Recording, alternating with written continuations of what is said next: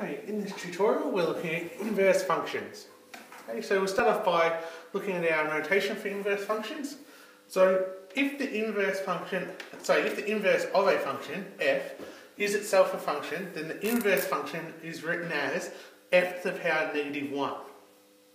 Okay, so e.g. if we've got f of x equals the square root of x, then the inverse is f to the power -1 of x equals x squared, where x is larger than or equal to 0. Okay, don't forget that the domain of the inverse is the range of the original function, and the range of the inverse is the domain of the original function. Okay, because remember, we're going to talk about this in a second, we find it by switching our x and y's. If we switch our x and y's around, then we're going to switch our domains and range around as well.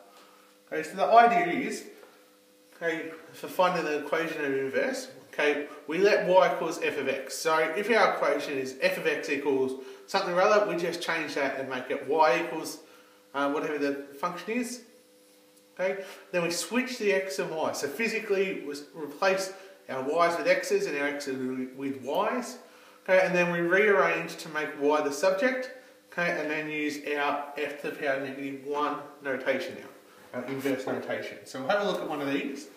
So it's saying if f of x equals x plus 2 squared, okay, we want to find the rule for the inverse and indicate whether this inverse is a function or a relation. Give the domain and range for both. Okay, so when we look at this, okay, well, first step is to switch our y with our x. So we say we've got y equals x plus 2 squared.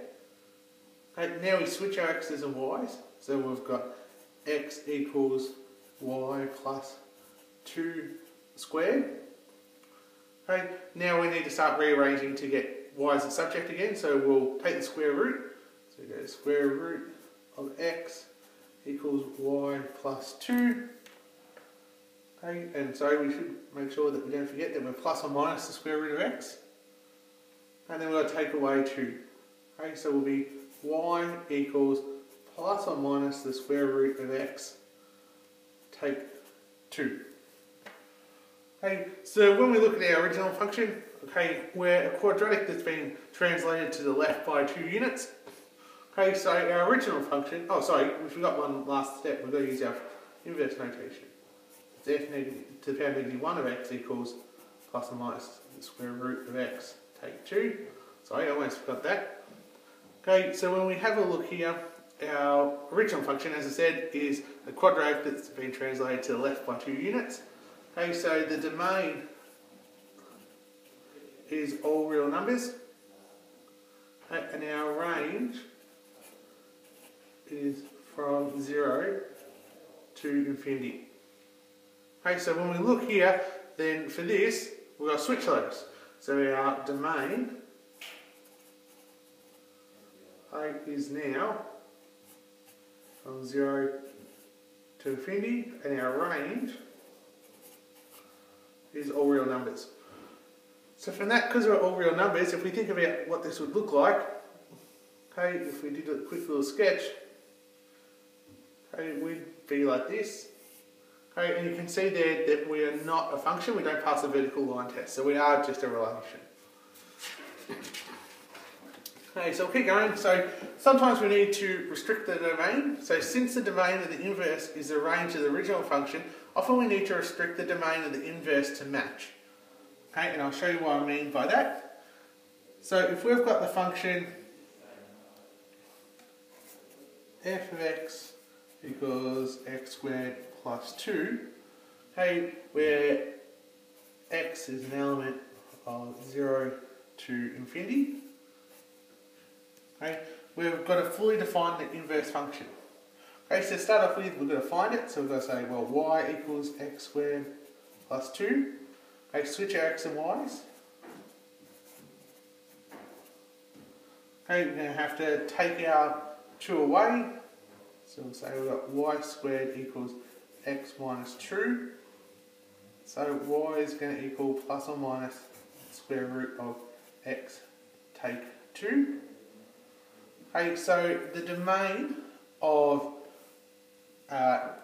f is the range of the inverse. So our domain was from 0 to infinity. So now our range is from 0 to infinity, which means we're only going to use the positive version.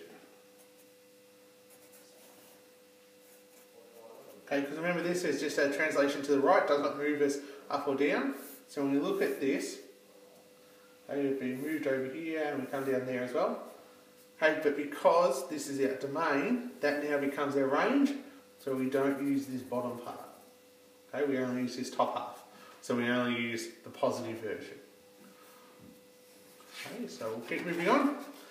So the point of intersection. So often finding when f of x equals f to the power negative 1 of x, or when our original equals our inverse, is hard. But remember that the inverse is really just a reflection, okay, in the line y equals x. So our inverse is really a reflection of the original in the line y equals x. So the easier part to do this is either solve our original equal to x or the inverse equal to x, okay, because that'll find the intersection of our line y equals x with either our original or our inverse, okay, and that's when our original and our inverse are equal to each other or intersect. So just to give you an example, okay, so if we said, well, this is our line y equals x, right, and so we had, I don't know, half a quadratic, something like that, okay, then the inverse is going to go this way. Okay, and so where they intersect is where either of those graphs intersect this line as well. Okay, so that's the idea behind this. Okay, so we'll do this one last worked example. Okay, so we're considering a quadratic defined by f of x equals 2 minus x squared. The first part is form the rule of its inverse and explain why the inverse is not a function. Okay, so what we're going to do is let y equal 2 take x squared. Okay, so then we've got to switch our x and y's. 2 take y squared. Okay, and now we need to start making y the subject. So we'll take 2 away from x. Negative y squared. Okay, so then we need to get rid of our negative. So we can make this negative x plus 2 equals y squared. Okay, and then we take the square root of it. Okay, which means we'll have y equals plus or minus the square root of 2 take x. Okay, just writing in the different order there so that looks a little bit neater. Okay, so this, okay, is going to be the inverse of our quadratic. Because our quadratic is many to 1, okay, the inverse is going to be 1 to many, so it's not a function. Or if you want to draw a little picture of it,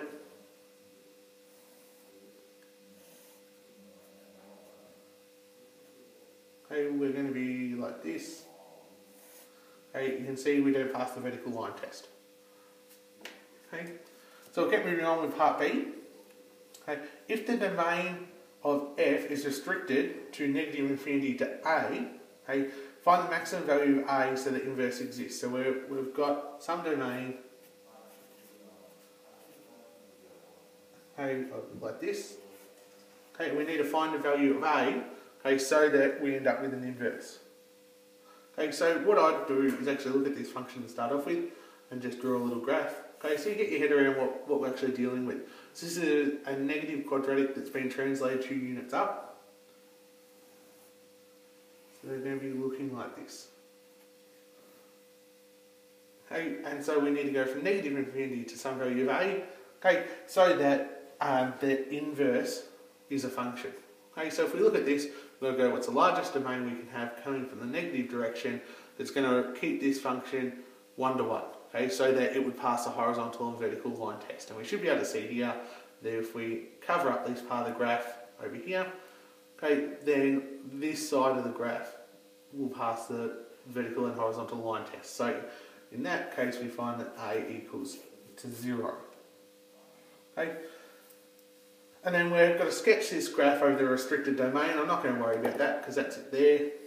Okay, form the equation of the inverse function. Okay, so we're going to form our equation now. Okay, so we know that this is our equation. So we'll just say f negative 1 equals plus or minus square root of 2 take x. Okay, but we're only going to be using part of our equation, not the whole lot. Okay, we're only going to be using part of it here. So our domain is our range. Okay, so that's going to be, our range is going to be, our domain is going to be from 2 to infinity. Sorry, that's not. Our domain is going to be, negative infinity to 2. Did I read the wrong way? Okay, and we're only looking at the negative side of it. Okay, because we're only looking at this left-hand side, so we can just say we're looking at the negative part of it. Okay, so we'll finish off with composite functions.